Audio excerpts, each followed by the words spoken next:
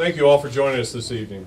This evening is a conversation about the future of public funding for West Virginia public higher education. And we have three of our distinguished legislators who have agreed to come. Senator Eric Wells, Senator Corey Palumbo, and Delegate Guthrie is here as well. And we thank you for coming. And as I said, it is a conversation. What we're looking at from last year is we saw a fairly significant budget reduction for public higher education. We've been forecasted for the fiscal year 15 to plan on 7.5% or as high as an 8.3% reduction as well. And so as we look out and begin to examine what the budget office is showing in terms of projections over the next 5 years, every year seems to be in the red. So our goal tonight is to talk about the issues, but also talk about solutions, and the emphasis is on solutions. And at each of the forums, we've had very substantive conversations and a number of solutions that have been proposed for consideration. And the heart and soul of this state is in the future of education, and specifically higher education, and reaching our goals in terms of numbers of graduates in the state who can add to the growth of the economy and the economic vitality. We are very pleased to have Beth Voorhees with us. Beth will be serving as moderator. Beth is the news director for West Virginia Public Broadcasting, and she has moderated the other two forums and will moderate this evening's forum. So again, I thank you all for joining us. Thank you all up here. And Beth, I'll turn it over to you. Thank you very much. I'm going to go ahead and put this microphone kind of in the center, if you can move it toward the center, and that'll pick you up just fine. I've been honored to moderate these forums in Point Pleasant and in Huntington and now here. West Virginia Public Broadcasting, of course, supports education. You and I are in the same business, and that is educating our children at all levels. So I am here as your facilitator. It's kind of like hosting a talk show. It's just making sure that everybody who wants to speak gets a chance to speak, and that our panelists get a chance to answer your questions, point and counterpoint. So I'm just here just to make sure everything goes smoothly. Let's start by getting to know our members of the legislature here. So if I could turn to you, and if you could tell us all a little bit about yourselves, what committees you serve on, and also where did you graduate from college? So Senator Wells, take it away for us. Beth, thank you very much, and let me apologize first for my attire. Part of my day job is I shoot video, and I was doing commercials for the West Virginia Hospital Association, and I was actually in Huntington today. So I got back, and I didn't really have time to put a suit on, so I hope you don't mind. I really wanted to be here, though. A little bit about my background. I was actually born in California and went to school there to the 8th grade, moved to Pennsylvania where my family is from, and I graduated from St. Vincent College in Latrobe, Pennsylvania. It's a small liberal arts school, about 1,000 students at the time, and then I have my master's degree from West Virginia University. I entered politics after a career in broadcast journalism in 2006. I was elected. I took office in 2007. When you're elected to the Senate or to the House of Delegates, I'm presuming this is how it's done in the House as well, you get a list of what committees would you like to serve on. So I decided that I put down, I wanted to serve on the Education Committee because I think education is critical for everything that we do. And if you really want to know about politics, it's in education. And it is the most convoluted, complex area, I think, in state government. So I'm wondering, what did I get myself into? But it's really critically important as well for the state. After 2 years, Senator Plymel, who is the chair of education, asked that I serve as vice chair of education. It's a position I've been in since. I also serve on the finance committee, and I chair the military committee. So my third hat, from being a small business owner, a member of the state legislature, I'm also in the U.S. Navy. I'm a public affairs officer. there, and I had the great fortune of going to Kabul, Afghanistan, my last deployment, where you can really see the impact of a lack of education in a society. So with that being said, I just want to say one more thing before I turn it over to my friend Corey. You know, we are in very difficult times, both fiscally as well as politically, not just in our state, but in our nation. And politics, as we talk throughout this discussion, is interesting because we get into the label game. And I was at an event about 3 or 4 months ago, and I was asked about conservative and liberal, and I said, everything's really backwards, upside down, it's not the right way, frankly. I said, here's a perfect example. If I went on the campaign trail and said, I want to take $300 million and invest it in early childhood education, I would be labeled a liberal. But if I made the same statement, and instead of saying put $300 million into early childhood education, I said I wanted to build a prison, I would be a conservative. Tough on crime, there you go. The reality is the most conservative investment to make is that early childhood education. Because you do that, you keep kids in school, you keep them out of jail, no need to build another prison or jail. But in our society today, that's sort of an uphill battle that we're battling politically. And that's where we really need the help of just not your community, but people throughout West Virginia to realize difficult decisions need to be made. Cuts are never easy, regardless of who's receiving them. But if you don't cut somewhere, well, we'll talk about it a little bit later, but it's just a difficult time right now. And I don't think anybody, just because you may have to support a cut, means that you're anti-anything. We just have limited resources, and we have to figure out how we can go about spending that money as best we can. So I'm looking forward to a good discussion tonight.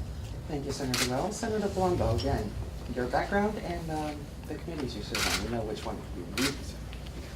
Again, my name's Corey Palumbo. My background is I grew up in Charleston. I graduated from West Virginia University. My undergrad and law school, I went to University of North Carolina. I'm currently a practicing lawyer in West Virginia, and I've been serving in the legislature since 2003. My first 6 years were in the House of Delegates, and my last 5 years have been in the state Senate. I serve on the Judiciary Committee, which I chair. I'm also on the Health Committee. I'm on the Banking and Insurance Committee. I'm on the Rules Committee. So I'm not on the Finance Committee. I've never served on the Education Committee. So I don't get to deal with a lot of the issues that we're talking about today, but when they're really being decided, but I ultimately get to vote on the floor when they come up for a final vote. Thank you. Thank you. Delegate Guthrie. Well, let's see. I went to school in a lot of different places. Well, I was one of those kids that got moved once every 6 years, whether I liked it or not. And I didn't have the opportunity that a lot of folks in West Virginia have, which is to know people since you were in kindergarten. I mean, I'm still stunned by that. I don't even remember who my kindergarten teacher was, much less the kids that I went to school. We wound up in a place called Ridgewood, New Jersey for a while, where I did my junior high and high school. And then after that, I went to a small Lutheran college out in Lindsborg, Kansas for a year and realized that it was way too small because it was smaller than my graduating class in high school.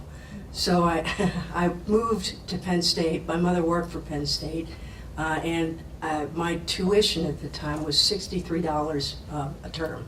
So there were a lot of benefits. Graduated and then worked in the broadcast field as well in Philadelphia for a time. And then decided that I wanted to be an on-air reporter. And the advice that I got was you need to go someplace and be bad for a while until you get good. And then maybe they'll move you to a different market. But something happens here in West Virginia that is sort of strange. You know, if you're here for 3 years, then all of a sudden you're here, and you're never going to go anywhere. I've tried, but it's never took. in the legislature. My first term was in 2006 after running, and I serve now on the Finance Committee. I'm the chair of the insurance, part of the Banking and Insurance Committee. I'm on rural and urban agriculture because I think that that's going to be, it is a growing industry in the state of West Virginia, and it's one that needs as much investment as education. Let's see, what else do I sit on? I'm on the Democratic Rules Committee, which is pretty much the committee that sets the tone, what you're going to pass and not pass. We struggle with the education budget. And I think that if you talk to most members of the House Finance Committee, one of the things that you would find is that if we could figure out a way not to cut that budget ever and increase it every year, we would do so. But as Eric mentioned, we are in some tough economic times. None of us can depend on Washington, and so we're sort of left to our own devices. You know, as I think I saw the former finance chair here, Senator Crago, the only two options that seem to be available are either to raise taxes or to cut programs. I don't think that's a great option to have, and it's one that I think we would like to avoid if we could. I noticed that the Center for Budget and Policy put one thing on here, the Amazon tax, which we didn't have before. I'm not sure how much money that tax collected, but I don't recall that it was ever designated for anything. So that might be a possibility. Well, I won't get into any more discussion because I know you guys have got some ideas too, and I'd like to hear those. Feel free to just raise your hand and stand up and ask any question at any time. I'd be happy to call on you. 4 goals have been established for these forums. Let me go through them.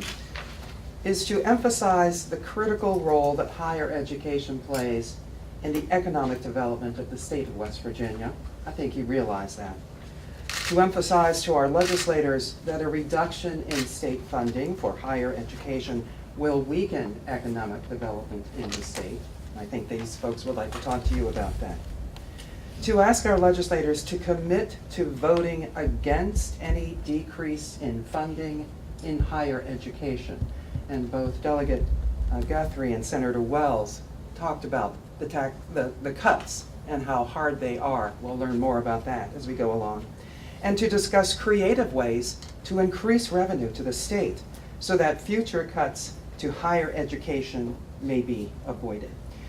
Let's move the microphone back down to Senator Wells and ask you a little bit more about just the shape the state is in financially. The reality is. Well, the reality is that we have two drivers that have really kept us afloat in the past and that really have allowed us to weather the storm a little bit longer than some other states. We are constitutionally mandated to have a balanced budget. So when you hear lawmakers talk about, well, we balance the budget, we have no other choice. It's not like we really made that a top priority that, hey, let's balance the budget. Well, we're constitutionally mandated. We have to do that. Two things have, and actually, you know, if you don't mind, Beth, I have to go a little bit back and forth because I think there's a part of me deep down that I love being in when I go and visit classrooms because I love the give and take in a classroom. That's what I do miss in college. Anybody have any ideas of the two areas that have that we have utilized to make sure that we have money for our budget? Yeah. Gambling is one, and the coal severance tax is the second. So what we're seeing is coal severance tax has just dropped. The other issue is we have problems with our gaming industry. So we were up in the Northern Panhandle for an interim in Wheeling, and that was about 4 or 5 months ago. And guess what they're asking us to do? Basically take all their taxes off. And we can't do that. You know, they entered into an agreement with the state of West Virginia that we would be at this tax rate. Well, now Wheeling is falling under hard times because now there's competition in Ohio and Pennsylvania, so they're turning on us and saying, look, for us to be viable, you have to eliminate these taxes. And my attitude is, I'm sorry, but you entered into an agreement with the state of West Virginia, and we're going to honor that agreement. Secondly is that just the downturn of the U.S. economy has had an impact on us as well, too. Now, the recent shutdown lasted about 24 days, a little over, I think it was like 17 days, and it cost the U.S. economy $24 billion, and it took out from West Virginia $100 million.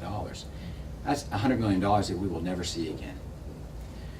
So when you have that, on top of what is projected for next year of a hole of about $200 million, we have to figure out where that comes from. Now, I will tell you, if we did not have a constitutional amendment to balance the budget, then we probably, being, I think, fiscally irresponsible like other states, would end up not making the difficult decisions to make these cuts that we've had to make over the last 2 years. There will be cuts coming up next year. There's no question about it. And that is because we have to get to that balanced budget. So then it's a matter of where do we get the money? And that's where I'd like to have your ideas as well, too. And I will speak on for both of my colleagues because I know them well. We don't have all the answers. And what we do need is sincere public input from people with ideas and suggestions of what to do. If we laid out the budget here, it would be a great example of civic responsibility and the difficult decisions that a legislature has to make, and said, here's the pot of money that you have. Here's the requirements that we have from the federal government. Here's what we have from the state. Because when you look at our budget, it's education and DHHR is a major 2 chunks of it. After that, it's a small amount of money that we're actually dealing with. So that's where we kind of are right now. So I'm hopeful we can have some ideas throughout this evening, and even as we move forward, I'm listed in the phone book or call directory assistance, and I will be glad to talk to anybody about any ideas that you may have. Delegate Guthrie, you wanted to follow up on that? Just 2 points that I'd like to. The other thing that you have to consider is that one of the things that helped West Virginia was the stimulus money. I know that a lot of conservatives always say, oh, it was a failure. Well, our unemployment rate stayed below the national average whenever we had stimulus money. So, nobody can sit there and tell me that it didn't help. I mean, and the other thing we've got going on too that I think might be somewhat of a savior is the Marcellus Shale. We've all been talking about establishing a future fund. I was on the trip to North Dakota to take a look at their play out there and try to learn from the mistakes that they had made. We have got 2 rainy day funds. Rainy Day A, which we can't touch, and Rainy Day B, which pretty much goes to not general revenue, but it can be used for things like schools and communities and that kind of thing. We also have had a portfolio of international stocks that tanked whenever we had the recession, and then tanked again whenever there was some monkey business going on over in England. Then the guy went to jail. You will probably remember that. I'm not so sure that it wouldn't be such a bad idea to move that investment back into a future fund, and maybe take the $300 million that we've got in Rainy Day B and put that in as a future fund, and then start to figure out what we can do to alleviate some of the cuts that we've already made, because there isn't any arguing the fact that if we don't fund education, if we don't fund our schools, then why would anybody be interested in coming to West Virginia if they can't get a good education for their kids? I mean, they look at hospitals, they look at the school systems. You all know what parents look for. You're a parent, probably. So I think there's some maneuvering room, but not a whole lot. Senator Palumbo, anything to add? I'll just add one other thing. We've talked about the options we have that are either you make some cuts or you add some revenue. I mean, one of the revenue enhancers we've been looking at for the last several years but haven't done anything about yet is the cigarette tax. Our tax right now is 55 cents a pack, and the national average on a pack of cigarettes is over $1.50. So I mean, we could easily take that up to the national average of $1.50, and that would raise somewhere in the neighborhood of $100 million a year. The issue with that is, I mean, there are all kinds of people clamoring to get their hands on that money when and if we ever do that. You know, there's a lot of people who think that if you do that, it's got to be focused on a healthcare initiative, since it's sort of a health kind of issue with the cigarette tax, and it should go to the Medicaid deficit or to smoking cessation programs or other, you know, healthy initiatives. If we do that, and I suspect we will do it, if not this year, you know, very, very soon after that. And I think I've been ready to do it for probably 5 years. You know, I think as far as our taxes go, I'd like to see us be more normal. You know, we're really high in some areas, we're really low in some areas, and it'd be better just to be, you know, not such an outlier as we are oftentimes. So I think the support for that is growing. Whether it'll happen this year or not, I'm not sure, but I do think that if it doesn't happen this year, it will happen within the next couple of years for certain. Can I follow up on that for just good? Because Corey brought up the good point about the cigarette tax, and I chair the military committee, and I had somebody come in and they want to talk about building a nursing home in Beckley for veterans, and he said, well, raise the tobacco tax. And he said, nobody's going to say no to veterans. I said, Jack, you have to understand, just as Corey said, you open that up, everybody underneath the Capitol Dome is going to see, hey, there's new revenue, let us grab that new revenue. And that's the problem that we actually face. So it is a problem, and I like Corey, I mean, I support it, and I think that even in an election year, I think the cigarette tax is something that could actually be introduced and actually pass. Sounds like whenever there's new money, everybody kind of like pigeons to a little crumb of bread. Everybody wants a piece of that money, and there's the state roads, and they want the money, and all these other things. Not to Yes. mention pay raises. Not which to mention would- pay would raises. eat We that don't up real mention quick. that. Go ahead, sir, please. While we're talking about sin taxes, another university in the state receives 1 cent for every bottle of soda sold in the state of West Virginia. Would that be something we would consider for market prices? Would you consider a pop tax? You know, we had brought that up before in the past too, and I think that is an area where it has never met with a great deal of success to try to do it. I would certainly entertain it. Here's one of the issues that we do face.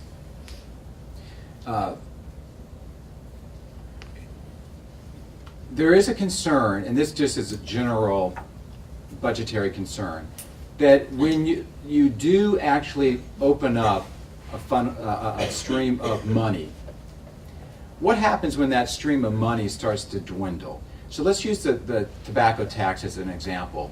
You raise that up.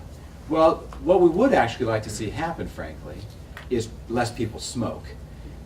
Then they don't cost us money on the other end from a medical cost, but then you have a decrease in that revenue stream over a period of time.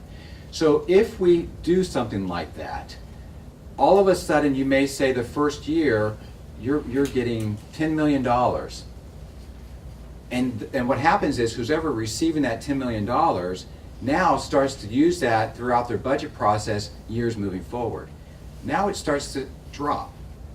But their need either has stayed the same or more likely increased.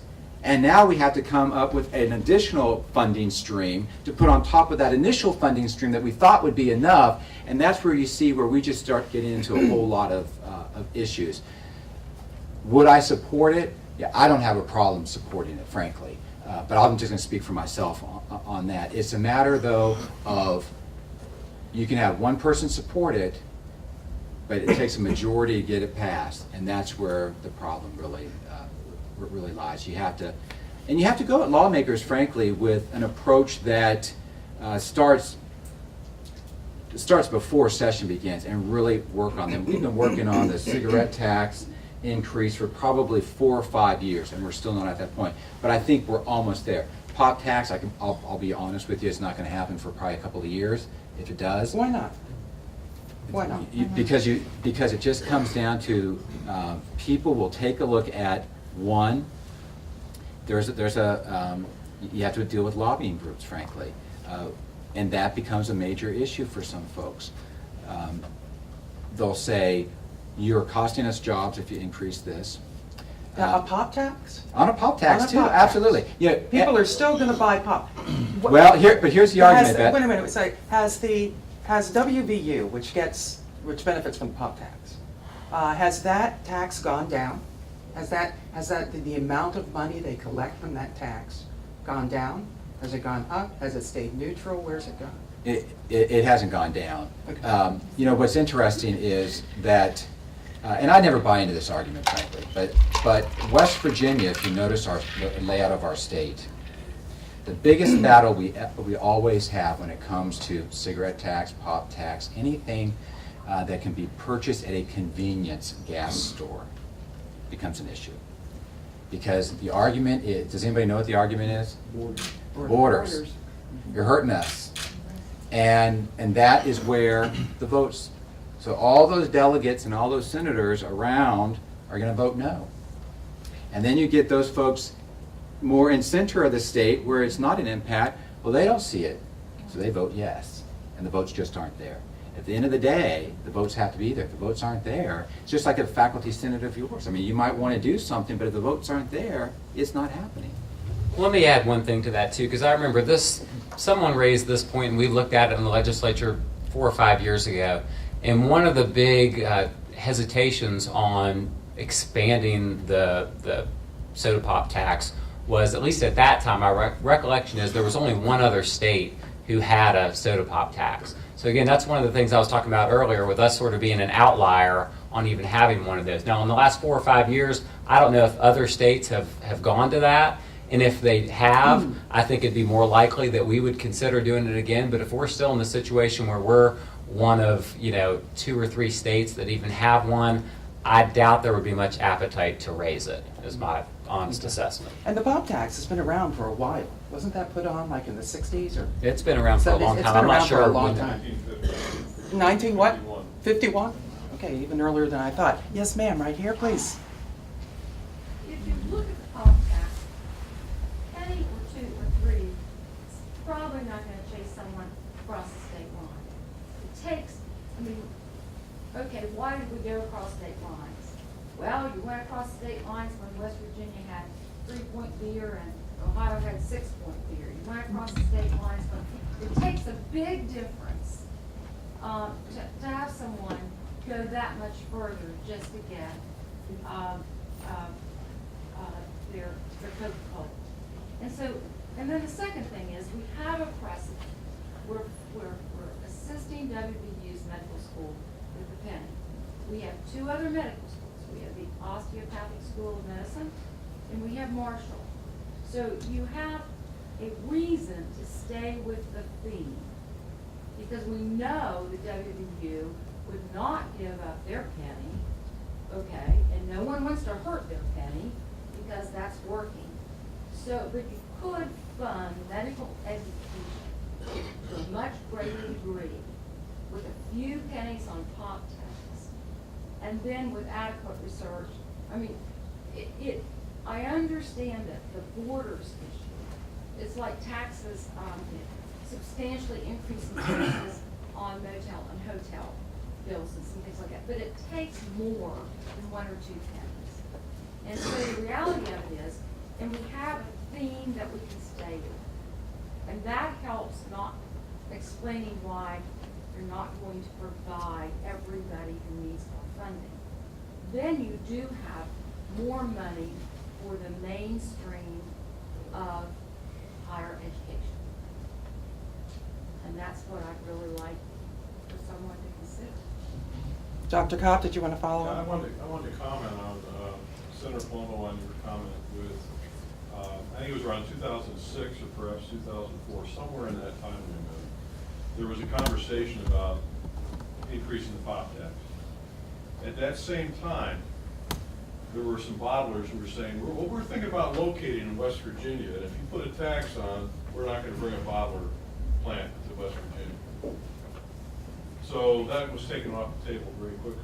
Well, there was no bottler plant that ever moved to West Virginia and located here.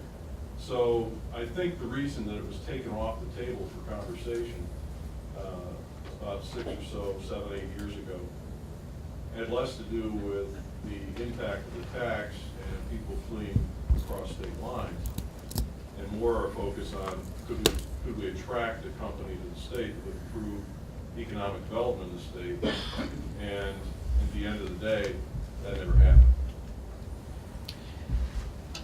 I'd like to say something I probably shouldn't say, but sometimes I'm known for opening my mouth when I should keep it shut. You know, it's Better than me. yes. Well, I have served with both Corey and Nancy for some time, and so I will tell you up front that they are members of the legislature who have made difficult votes out of what they believe is right. And I wish more lawmakers were like that. The problem becomes, I'm a small business owner. I will tell you, and I've worked for a Chamber of Commerce as well before too. Businesses don't come to a place solely on taxes. In fact, when you take a look at the reasons why somebody locates somewhere, taxes will be down here because taxes are a natural part of doing business that flow through that business to the consumer, and that's how it works. But people in the legislature don't always get it that way. So they think that suddenly, if you're going to put taxes on something, nobody's going to show up, and that is far from the truth. People show up and decide whether they're going to invest in a community based on what's the school system like, what's the medical facilities like, and what is it like in terms of quality of life. Those are main factors, because I'm not going to bring a business into any community if I don't have the ability to know that I can grow my business through a workforce that is educated, and I have a community that people want to come and move to and live and invest their time in. Unfortunately, the easiest argument to make is talk about taxes, and most people bite on that, unfortunately. Yes. If I can shift gears a little bit from the medical school issue, and I'm a native of West Virginia and was raised up down in St. Albans and now a faculty member at Marshall for more than 30 years. I don't know why the excise tax on coal and gas should be a sacred cow. When I was a boy back in the 50s, growing up, there were 150,000 coal mine jobs in West Virginia. Now it's 20,000, something like that. And yet I understand we mine as much coal now as we did then, just fewer miners.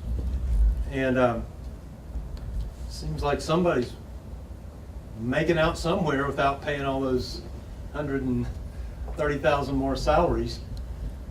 To not fund higher education more generally, and if we can move the discussion away from the medical school, it's very important, but there's the rest of higher education. From business to sciences to liberal arts and education and so on. And I'm in the College of Liberal Arts at Marshall, psychology. So what I'm getting at is, what is the reason we can't talk about raising the excise tax on coal and gas? Oil and timber is less of it anyway. I think that ought to be done, and there's a revenue stream for higher education. And really, since I came to Marshall in 1980, there have been major changes in a lot of things, and the funding of higher education is, but the state, as you know, is way down since then. And so what's the problem? They can't take the coal and mine it in some other state. So you have lobbyists, I'm sure. So what? Somebody just has to do something. So please respond. I'd like to hear from all of you about that. Go ahead. Move the I'll microphone try. down. You know, for reasonable people and logical people, your proposition is simple, and it should be done. But when you get up to the legislature and you realize that you're going to be rained upon by all of these lobbyists that quite frankly, could buy and sell all of us about 6 times over before we ever got out the door tonight, it becomes a difficult problem. Now, I'm not saying it's impossible, and I think that one of the things, going back to the thing that I mentioned before, I think we may have missed our opportunity with coal, but we have not missed our opportunity with gas. And my sense is that you will see an increase in the tax on natural gas. We don't have much of an oil play, but if you know, let me give you just one example. Because this horrified me. We were having a bunch of deaths from methadone clinics down in the southern part of the state, and one year we decided, well, let's raise the tax on beer. We haven't raised the tax on beer since 1932. And if we raised it by, what was it, 5 cents, 3 cents? It was a minuscule amount. Well, you would have thought that we had grabbed all of the beer distributors' children and had lined them up and we were getting ready to shoot them. And it failed, you know, which was no great surprise. And then the next year, after they were worried about it was going to put them out of business, they raised the price of beer by 3 cents. And I thought to myself, those are the days when you hate being a legislator, because you realize that the greed factor is just astronomical. But 2 years ago, we tried to pass the pseudoephedrine bill. All the facts prove that we will pretty much eliminate people's houses blowing up and people going to the hospital because they're all burned up with meth. And we couldn't get that passed by one vote. One vote. In the face of all the facts.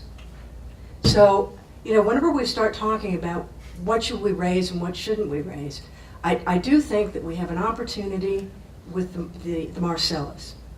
I think coal has passed us by. And I wish it hadn't, because in the eastern end of the county, and I have to say this because I'm still mad about it, in 1986, somebody decided that it'd be a good idea to do the severance tax on coal. But instead of imposing the tax where the coal is mined, they imposed it by population. So that the preponderance of coal severance tax goes to Charleston, it goes to St. Albans, it goes to the city of Dunbar. And all of the folks in the eastern end of the county whose roads are ruined, who can't sit out on their porches in the evening, they get maybe $3,200 a year. That's it. So what genius thought that up? But those are some of the problems that you try to dial back. Is it fair? Absolutely not. And to get to the point, there's a new topic now of the pseudoephedrine making a prescription only. And who is launching the campaign against that? The drug makers, the industry. They're already starting. That effort has already started. And it's just a suggestion, and it's already started. That effort will be intense. Yeah. And very well financed. Yes. I'll just agree with what Nancy said, in that I think that the likelihood of increasing the severance tax on coal is very small. I mean, we'll hear about what the struggle the industry is going through and how the federal regulations are killing them and the competition from gas, and that they're just having such a difficult time. And I think the chances of us doing that are very, very slim. I think there is a better chance of us doing it on gas, but I don't know, what the chances of that happening would be. I mean, but I certainly think there's a much better chance of us doing that with gas than with coal. Maybe that can be the rationale than to raise it on coal. Hey, it's fair for gas, fair for coal. Joe, the biggest, the psychology of politics is to get elected. And that is going to be the case forever. And you have an environment today with a very well orchestrated concept of war on coal. So while my colleague said small chance, I think it's a nil chance. It's just not going to happen. But I agree completely with Nancy, and I actually had a conversation with a natural gas producer in the state who I really respect, who said, Eric, what the state needs to do is take its cut right at the wellhead. Because what happens is when the state does not take the cut of taxes right there at its highest point, then we're diluting ourselves down the road. And that's what has happened in the coal industry. And that's where I think we have missed it. But this is an opportunity, and I had a conversation one time with somebody who said, I really hope we don't mess up this time. But it will be an intense lobbying effort to make sure that we don't tax at the wellhead. And my concern, or hope perhaps is better, be more positive, is the whole future fund concept that we're trying to develop, that we realize we really have a potential here. And that can be a potential that would certainly help higher education, but we have to have the political will to be able to do that, and hopefully we will. And I tend to be optimistic, so I hope we do it right this time. I'm glad you brought up the future fund, because, you know, here are a group of folks who are really scared about public education, higher education funding in West Virginia.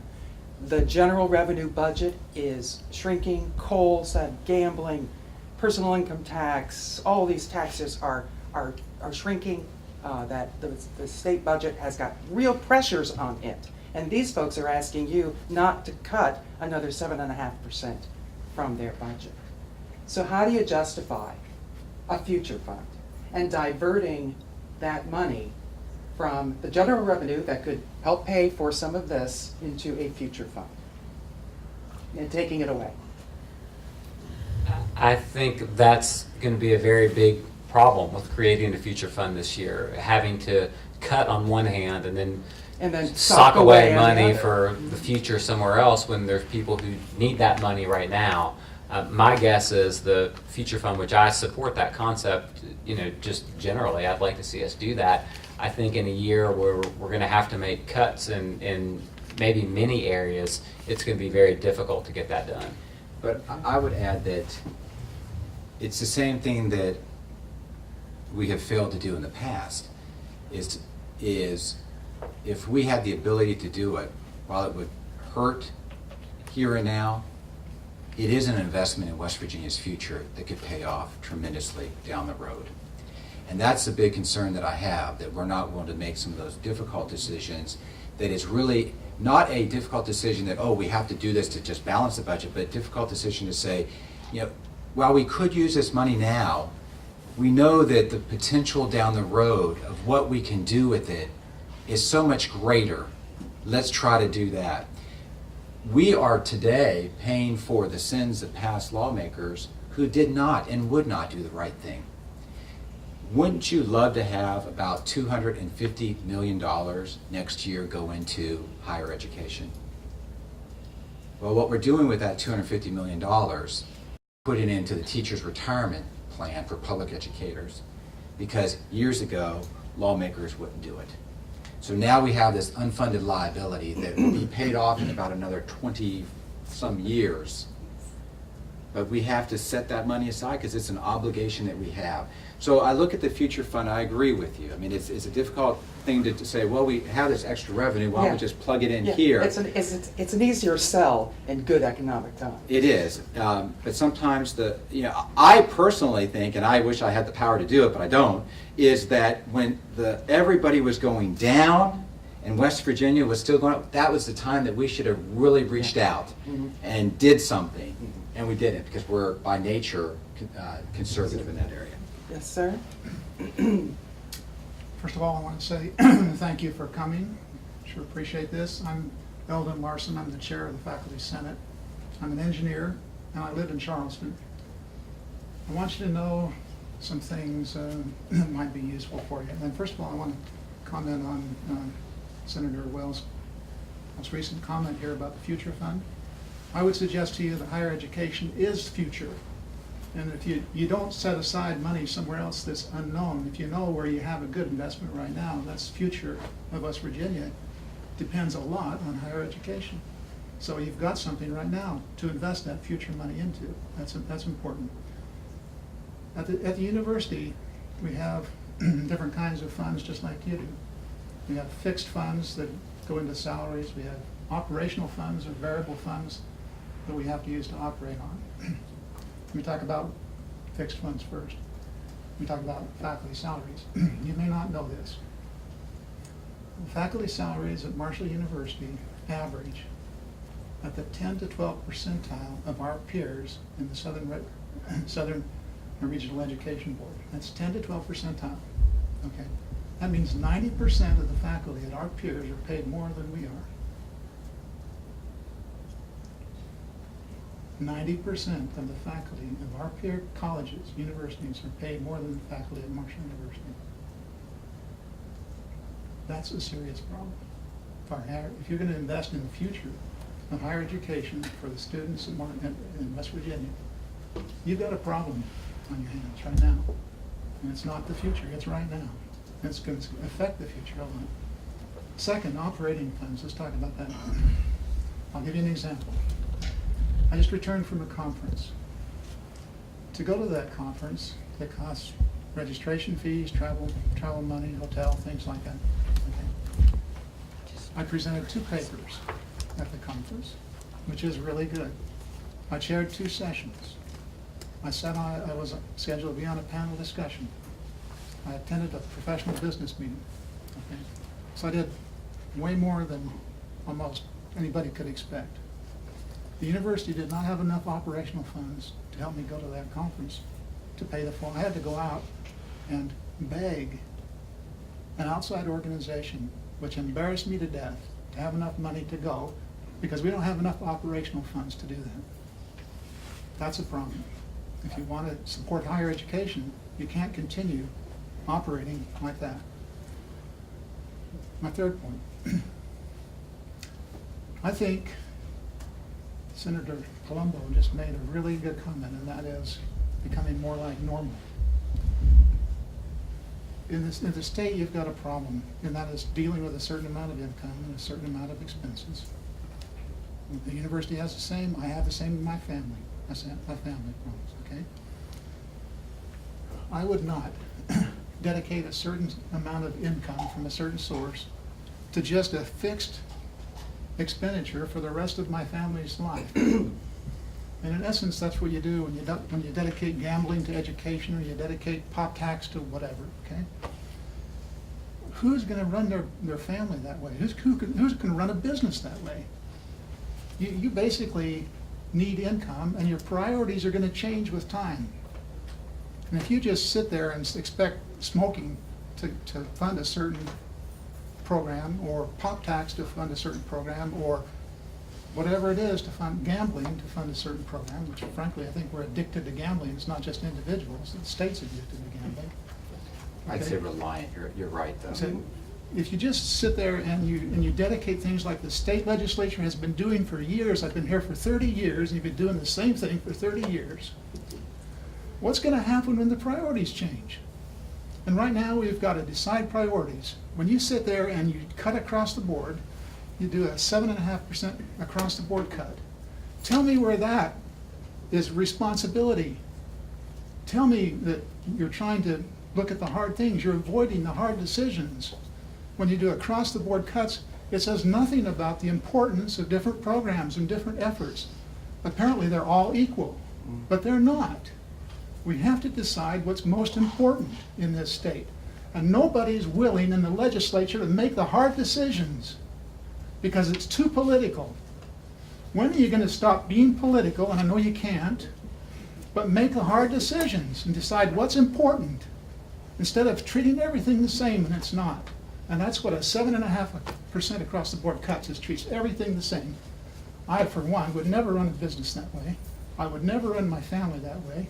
And I think the legislature needs to straighten up and make the hard decisions. Okay, thank you very much. Any response to that?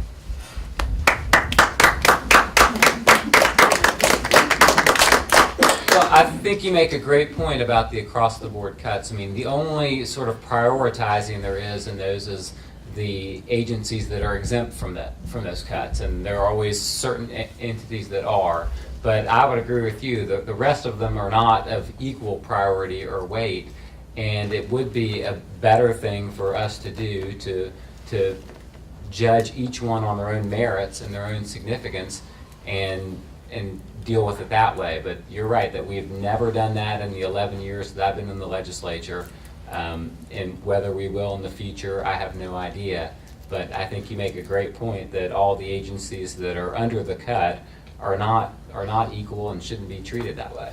One of the suggestions in prior forums was, rather than a blanket across the board 7.5% cut, be more strategic about it, a little more surgical about it, go line by line by line and decide.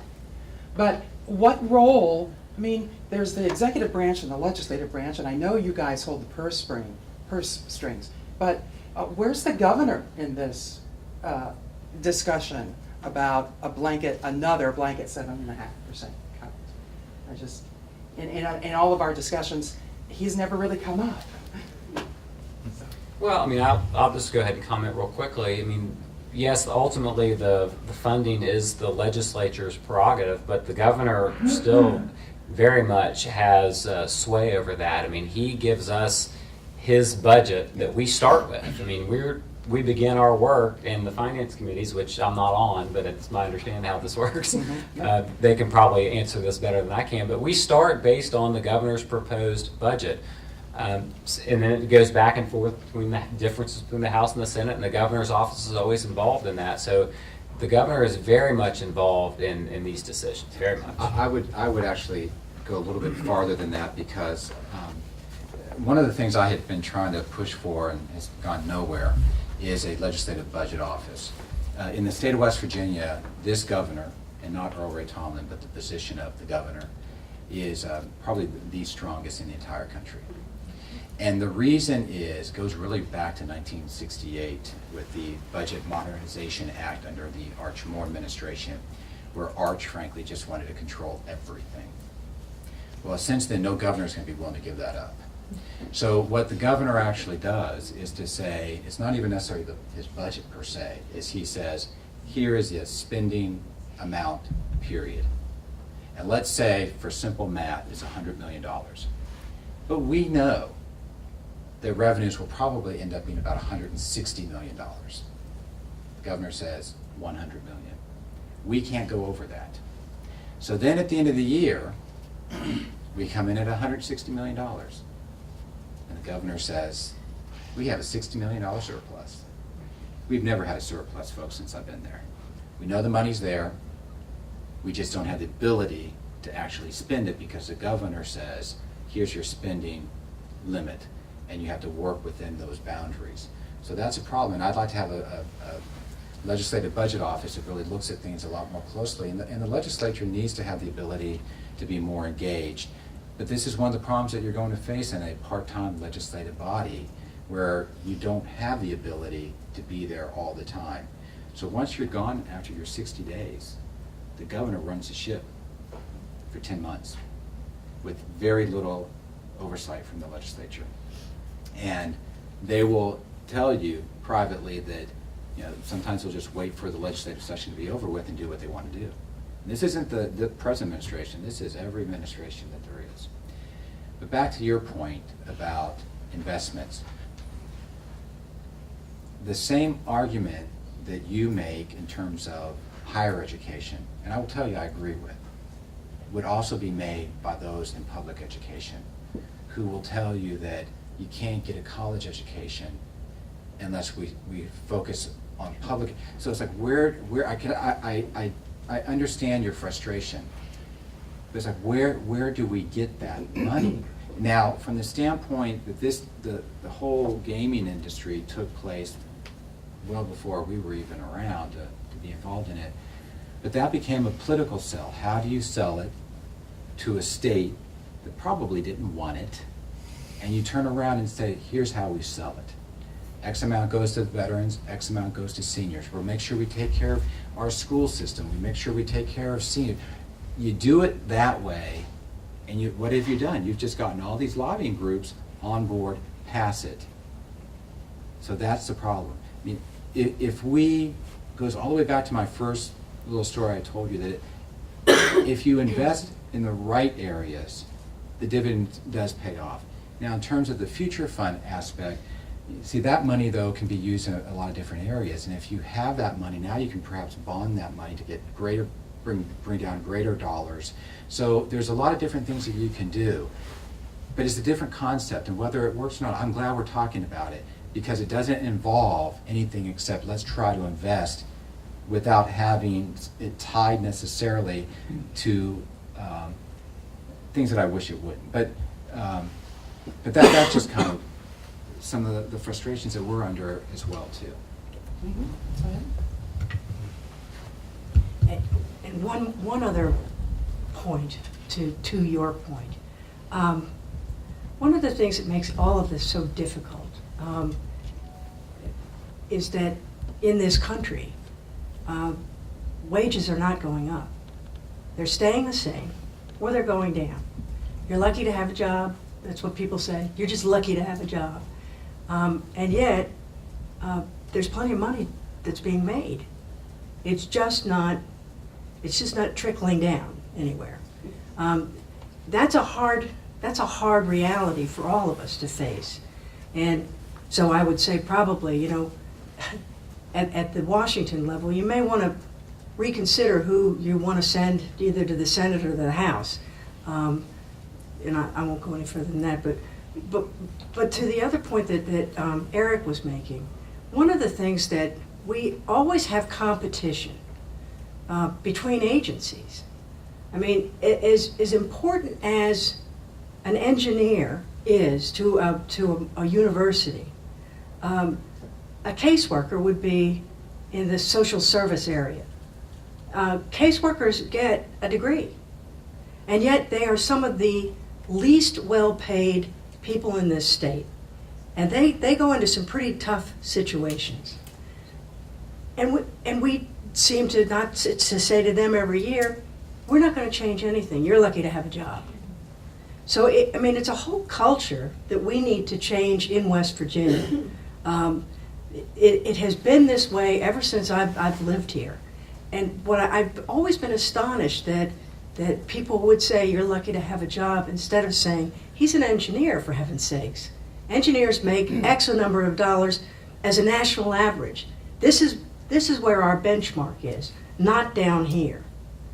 But the problem is that people do their jobs and they get busy and they don't complain loud enough, or they get mad at legislators who are doing the best we can, and realize what the problems are. But you always have to have a critical mass of people to move the needle in the political arena, and that's a fact. And to the future fund, one of the things that we're discovering is in the northern Panhandle, and in all of those counties that are in the Marcellus Shale play, they have got some huge road problems. They've got people from out of state that are ruining their communities. They don't have enough housing. These are all the same problems that North Dakota ran into.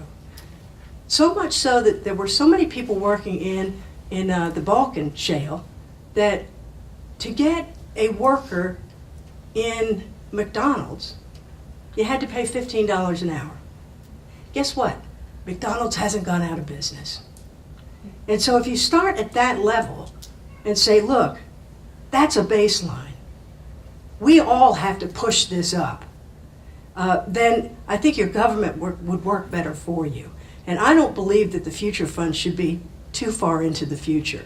I think that probably what Eric is talking about is something that we've all talked about. You establish a pile of money, and then you bond off of it so that you can accomplish some of the things that you need to accomplish, like roads and bridges and employees for your higher institutions of learning, and for your school systems. As well as then you've got the medical systems, then you've got roads and bridges. It goes on and on. But we need to all begin to say, look, we need to raise the bar here. And we could use some help. You send Dr. Kopp up every year, and he does the lobbying. But it'd be nice to see some of your faces up there too. And I know you've got jobs that you have to do. But it is a critical problem in all of our universities and in our public school systems. One last story, one last story, and then I promise I'll shut up. I just toured Marmet Elementary School, an elementary school, little kids. They have windows that need to be replaced. They have paint that's chipped and peeling from the ceiling. They've got a roof leak that's horrendous. So kids are walking through puddles of water. And this is where we're sending our elementary school kids. They don't want a brand new building. They don't want a $24 million building. What they want is to get the one that they've got rehabbed and working so that their kids are safe and warm and dry. So when you look at the global set of problems that West Virginia's got, I mean, we are not in very good shape. And these folks are inundated with priorities. Every state agency wants to be a priority. Corrections wants to be a priority. The National Guard wants to be a priority. The arts wants to be a priority. And all of them make a great case that, hey, without us, we won't be safe. Without us, we wouldn't be educated. Without us, we wouldn't enjoy creative communities. So they get inundated with a lot because everybody wants to be a priority. Yes, sir? I think I've heard a lot of people talking at the periphery about trying to make the pie bigger. I just wanted to make a couple of key points about higher education, which are very stark and maybe would help us set the priorities. First of all, having access to higher education is the greatest predictor of your ability to increase your earnings over your lifetime. It's undeniable, and even at current tuition rates, the investment in higher education is shown to pay off manyfold for those who undertake that deferred gratification, right? So you get a higher education, you earn higher wages and graduate. Second point is that in West Virginia, we have the lowest, one of the lowest college going rates in the nation, and we have the lowest college educated percentage of our population in the nation. And that's not a priority that we all ought to be looking at to try to address a way to make this pie bigger.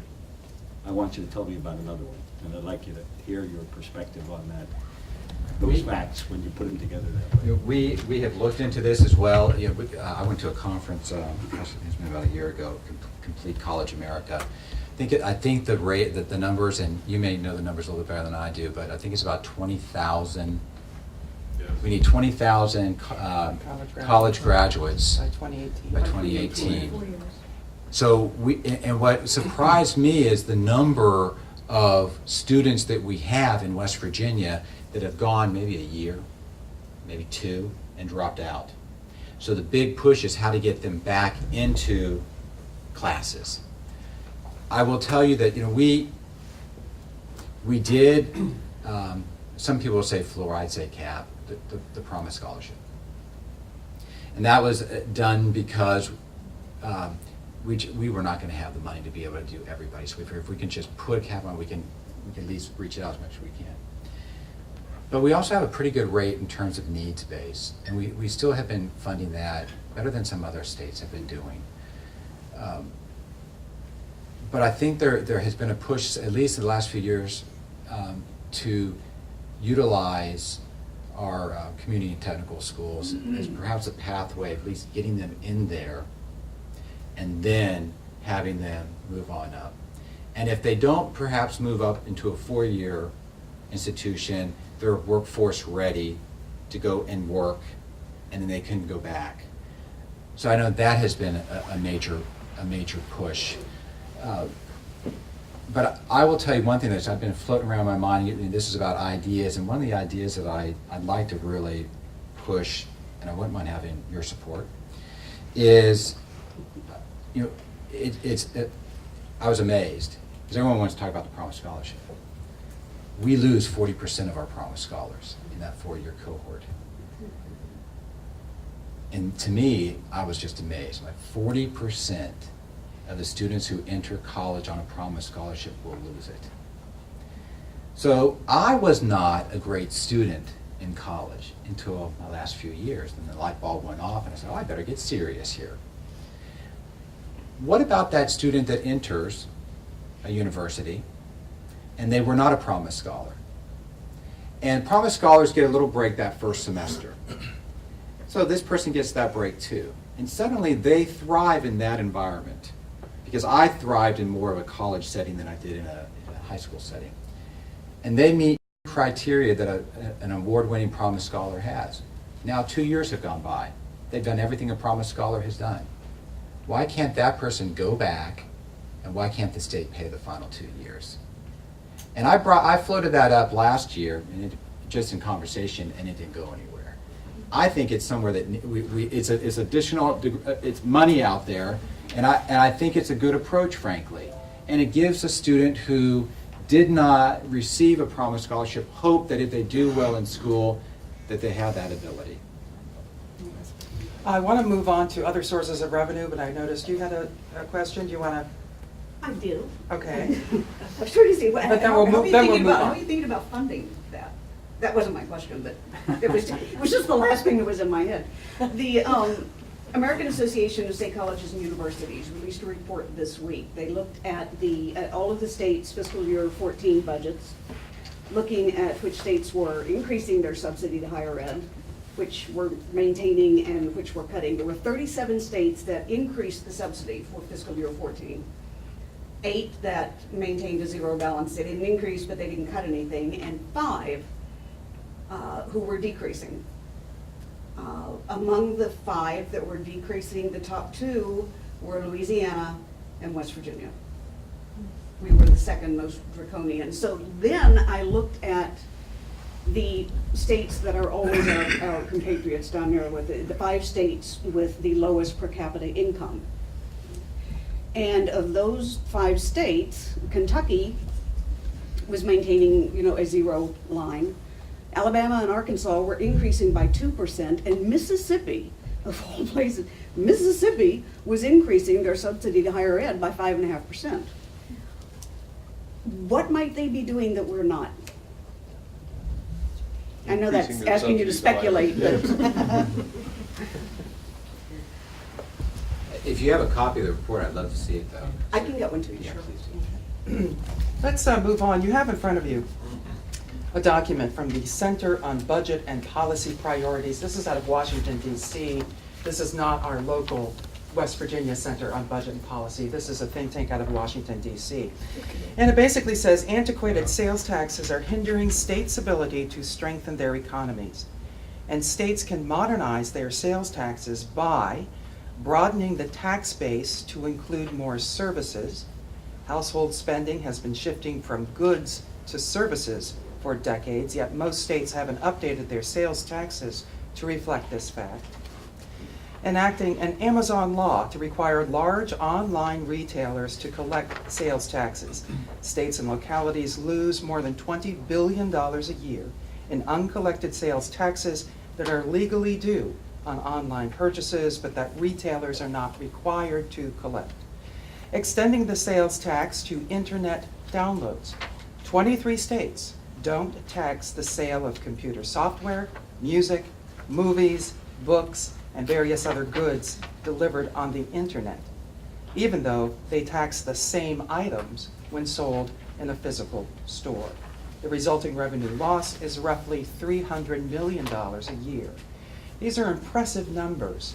Has the legislature considered expanding, looking at where people are spending their money now, and considering going after a tax on that? We have considered it, and one of the reasons that we have not done it, I'm gonna have you move the microphone. we have considered it, and one of the reasons we have not actually done it is because of, in Huntington, one of your neighbors over there is Amazon, and it just wouldn't go. Amazon, several months ago, came out and said, we're just gonna go ahead and do it, I believe, across the nation, and that's very helpful. I don't have a problem, and I voiced it in committees as well too, in terms of taxing online purchases, and all of these I personally will support, because I pay the tax as a small business owner when I do things here locally, and they should have to pay the tax as well too. So if you're going to go and buy something up at Walmart and pay taxes, if you get it from QVC or Amazon, you should be paying the tax as well too. And to me, I don't even know how that actually started, because you're already doing it. if we would have just said, we're going to continue it, even if it's online, I know one of the arguments that some of the retailers would make would be, well, we're dealing with all 50 states. Yeah. So, Congress was looking at doing a flat tax nationwide, and then it would be distributed. But to me, the technology is there. You know what the zip code is. It's not rocket science to do it. And I think you're going to see West Virginia end up doing it. Wasn't there something that the federal government, Congress actually said, you can't tax the internet? And so they've come up with the streamlined sales tax, where I guess most states are getting together to agree on a tax structure or defining products so that they're all the same, so that they could be taxed. It's passed the Senate, it's never passed the House, as I understand. I learned about that last night. I wish John Doyle was here. Yeah, John Doyle knows about the streamline. Delegate Don Perdue is now on that governing board Okay. for West Virginia. But for a long time, we had a delegate from the Eastern Panhandle who was the ex officio professional and guru on the streamlined sales tax. The problem that we've run into with that is that they've been talking about that at the federal level for 10, 15 years Yeah, now. easily. And they haven't done it. And the internet's getting more and more sophisticated every year. And when we talk about the Amazon tax here, then they're real reluctant. There was let's wait till the streamlined sales tax it kicks in. And it's like they just don't want to deal with it. That's the problem. I mean, there's an awful lot of money that states could realize that they really need if we did have that federal tax passed. And I don't know when they're going to. Can states do it on their own? Can they pass a tax on music downloads and things like that? Can you do it on your own? I think there's FCC. I don't know if they can, but it'd be simple enough to find out. But along those same lines, the question was asked Tuesday evening. Since when you go into a bookstore and buy a book, it adds to the economic vitality of the state, it creates employment opportunities, and so on. But when you download a digital book onto your iPad, for instance, from iTunes, there's no employment in the state associated with that. There's no economic benefit to the state at all. There's no sales tax on that. And so the question was asked, why shouldn't we tax, sales tax-wise, tax that at a higher rate than we tax our local businesses in terms of buying and purchasing the same commodity? And to me, it was a very interesting question, very perceptive. No, it's a very good question. It was a very good point. The point was made last year by Sedaros here in Charleston. And Gus Sedero has been running a business for I don't know how many years now and is very, very good at what he does. But he's getting killed by some of the big box stores. So he's actually the one that brought that conversation to the legislature. And you're absolutely right. If you're not going to support your local businesses, then you should pay a higher tax. I think everybody that's reasonable would agree with that, except for the person that's going to have to pay the tax. So Yes, sir. Mm-hmm.